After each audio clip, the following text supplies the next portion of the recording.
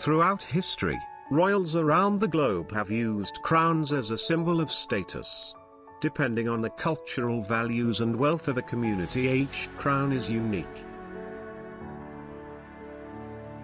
The wearing of such headgear has always been a strong symbol of power and wealth, dating back to our earliest records of civilization. Maybe the idea was to simply to make the wearer the tallest in the village, or to stand out as the chief. Who knows? Whatever the reason, a crown is a sought-after piece, and indirectly these have been the cause of quite a few spats over the years.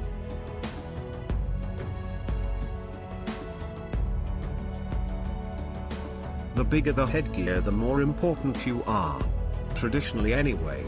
Many of the modern-day crowns we see in those glamorous portraits are very old and have been changed many times over the years to suit the wearer and the fashion. Crowns and tiaras have been made of anything from vines, clay, leather, cloth, felt and fur, as well as the precious metals and gems that we recognize today. Most of these well-known pieces spend much of their life in museums, protected by heavy security. The custodian of these pretties doesn't even get to pop them on from time to time to prance around in front of the mirror. So, let's indulge ourselves with this marvelous crown jewels and their history to humankind. 10th on our list is the Corona Ferrea, or in English, the Iron Crown of Lombardy. Made in the 4th century, it is considered to be one of the oldest symbols of Christendom, forged by mankind. This crown was originally actually a votive object, because it is believed that the metal hoop fixed to the inside of the crown comes from the nails of the cross of Christ.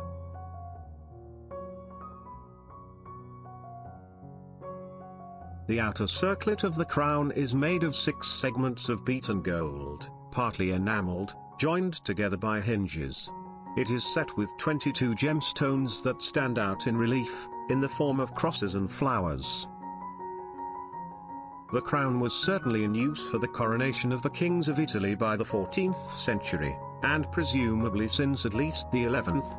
However, according to a more recent study, the crown in its current state is the result of 2 different works made between the 4th to 5th and the 9th century. This seems to validate the legends about the origin of the crown, that date it back to the Lombard era and the coronation of their kings. The last to be crowned with the Iron Crown was Emperor Ferdinand I, in his role as King of Lombardy and Venetia.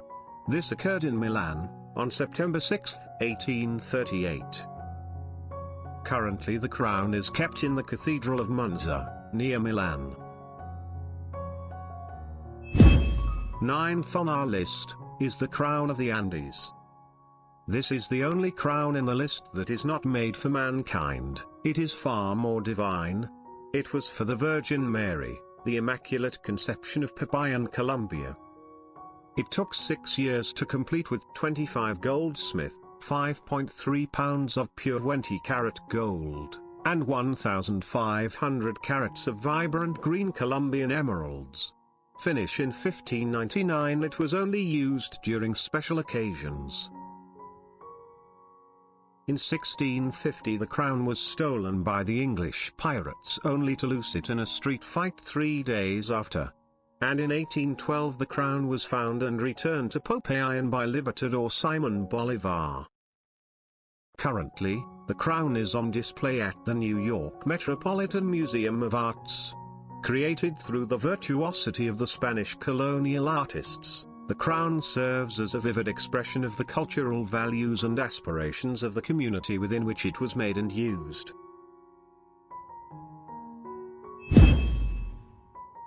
Eighth on our list is the crown of Saint Wenceslas. Made in 1347.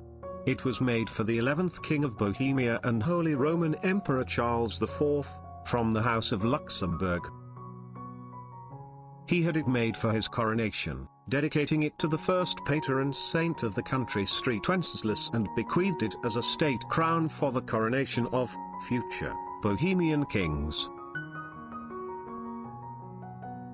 The Street Wenceslas crown is made of 21 to 22 carat, 88 to 92% gold and decorated with precious stones and pearls. Unlike many other European royal treasures, the Street Wenceslas crown is not displayed publicly, and only a replica is shown. It is kept in a chamber within St. Vitus Cathedral, accessible by a door in the St. Wenceslas Chapel. The jewels are only taken from the chamber and displayed for periods of several days on notable occasions, approximately once every 5 years. The crown was last exhibited in May 2016 to mark the 700th anniversary of the birth of Charles IV. Number 7. The Royal Crown of Nepal. The crown consisted of 730 diamonds, over 2,000 pearls, precious rubies, large carats of emeralds and other gems. The earliest record of the crown was when it was shown in the portrait of the first king of Nepal, King Prithvi, in 1768. The crown was last used during the coronation of King Jayehendra way back in 2001. And sad to say that, after 239 years of the Shah dynasty, it came to an end on 2008 when King Jayehendra stepped down as monarch, and Nepal was declared as republic and no longer a kingdom. Next on the list is the Holy Crown of Hungary, also known as the Crown of Saint Stephen. The crown was the coronation crown used by the Kingdom of Hungary for most of its existence since the 1st century. No king of Hungary was regarded as having been truly legitimate king without being crowned with it. It was first called the Holy Crown in 1256. During the 14th century, royal power came to be represented not simply by a crown, but by just one specific object, the Holy Crown.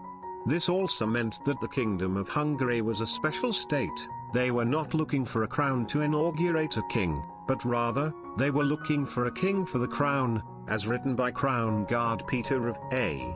He also depicts that the Holy Crown is for the Hungarians what the Lost Ark is for the Jewish people. The last king to be coronated by the crown was King Charles IV, on December 30, 1916. The last Hungarian king was a tragic hero who searched for peace in a situation in which a victory for his allies would have posed at least as big a threat to the people of the Austro-Hungarian Empire, as a victory for the Entente powers would have done. During the Second World War, the crown was kept in the United States of America, and on January 6, 1978 it was returned to the Hungarian people and was placed on the National Museum of Hungary. Currently the crown rests on the Parliament House of Hungary, where it symbolizes the country from ancient times to the present. Fifth on our list is the Empress Crown of Persia. Following in the footsteps of policies initiated under the White Revolution that directed the further emancipation of Iranian women, Mohammad Reza Shah determined to make a symbolic gesture by crowning his consort, Empress Farah, during his own elaborate coronation ceremony in October 1967. Until that date, the wives of Persian monarchs had never been crowned since the Muslim conquest of Iran, so it was therefore necessary to design a new crown for the occasion. The frame of the crown is made of white gold and is lined with a cap of green velvet. The crown contains 36 emeralds, 105 pearls, 34 rubies, 2 spinels, and 1,469 diamonds. Empress Farah Pahlavi was the first female monarch to be crowned in the 2,500 years of the Shah dynasty and unfortunately its last. Fourth on our list is the St. Edward's Crown. It is the centerpiece of the crown jewels of the United Kingdom.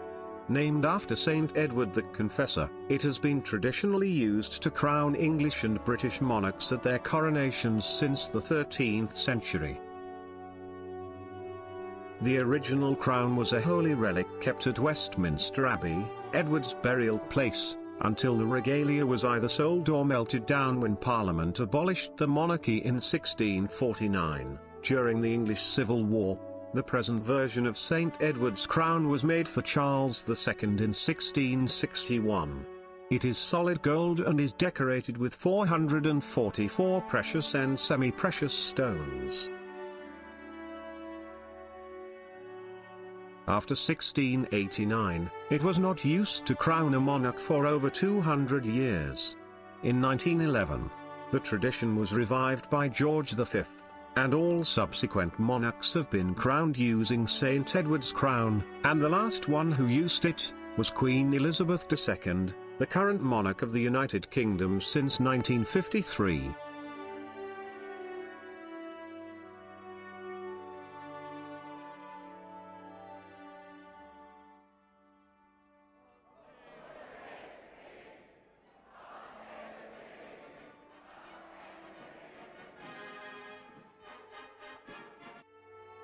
To this day, Queen Elizabeth II has reigned Great Britain for over 68 years, and up to that time she had seen the crown for only 3 times.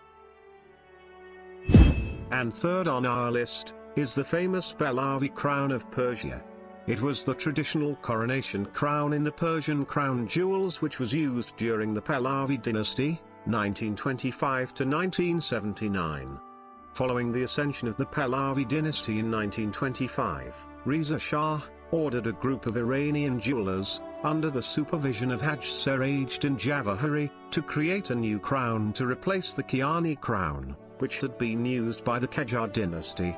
Inspiration for the new design was drawn from paintings and historical references to crowns used during the Sassanid Empire, which had ruled Persia from 224 to 651 AD. The frame of the crown is made of gold, silver and red velvet. A staggering 3,380 diamonds, totaling 1,144 carats, are set into the object. The largest of these is a 60-carat, yellow brilliant which is centrally placed in a sunburst of white diamonds. Found in 3 rows are 369 nearly identical natural white pearls. The crown also contains 5 sizable emeralds, totaling 200 carats, the largest of which is approximately 100 carats. This magnificent crown was used for the last time during the coronation of Mohammad Reza Shah Pahlavi on 26 October, 1967. The crown survived the revolution, and now it is currently on display with the rest of the Iranian crown jewels at the Central Bank of Iran in Tehran. Second on our list is the Grand Imperial Crown of Russia. The crown was used by the monarchs of Russia from 1762 until the Russian monarchy's abolition in 1917. The Great Imperial Crown was first used in a coronation by Catherine the Great. The beautiful crown reflects Porzy's skilled workmanship. It is adorned with 4,936 diamonds arranged in splendid patterns across the entire surface of the crown. Bordering the edges of the mitre are a number of fine, large white pearls. The crown is also decorated with one of the 7 historic stones of the Russian diamond collection, a large precious red spinel weighing 398.72 carats, 79 grams, which was brought to Russia by Nicholas Spofary, the Russian envoy to China from 1675 to 1678. It is believed to be the second largest spinel in the world. And it was last worn at the coronation of Nicholas II. It was displayed prominently next to Nicholas II, on a cushion at the state opening of the Russian Duma inside the Winter Palace in St. Petersburg in 1906. It survived the 1917 revolution and is currently on display in Moscow at the Kremlin Armory's State Diamond Fund. And first on our list is the Imperial State Crown. It is one of the crown jewels of the United Kingdom and symbolizes the sovereignty of the monarchy. It has existed in various forms since the 15th century. The current version was made in 1937 and is worn by the monarch after a coronation and used at the state openings of Parliament. Although this is one of the newer items in the regalia, the imperial state crown contains some of the most historic jewels in the collection, which have attracted many legends. For example, the Black Prince's ruby, set into the cross at the front of the crown, is actually a Belas or spinel, a semi-precious stone said to be the same stone owned by Pedro the Cruel, King of Castile, before he gave it to Edward, Prince of Wales, known as the Black Prince, in 1367 as a reward for helping him defeat a rival in battle. The Blue Stuart sapphire. This sapphire was reputedly smuggled out of the country by James II when he fled in 1688. It now adorns the back of the imperial state crown. The Cullinan II, a 317.4 carats diamond type 2 internally flawless, is the second largest stone in the crown jewel of England, is set into the front band of the imperial state crown. The imperial state crown is the crown that the monarch wears as they leave Westminster Abbey after the coronation. It is also used on formal occasions, most notably the state opening of Parliament.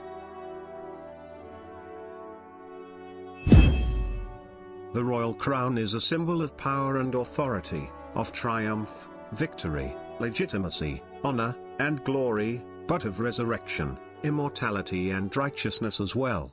In the past, it was truly believed that Western kings were directly anointed by God, and that his power flowed through them, protecting the people. Whatever they represent today, the crowns, coronets or diadems of royal families are an important part of cultures around the world and, if not for that, they still have a historical value and an artistic one, because they were made by the finest jewelers and craftsmen of the time.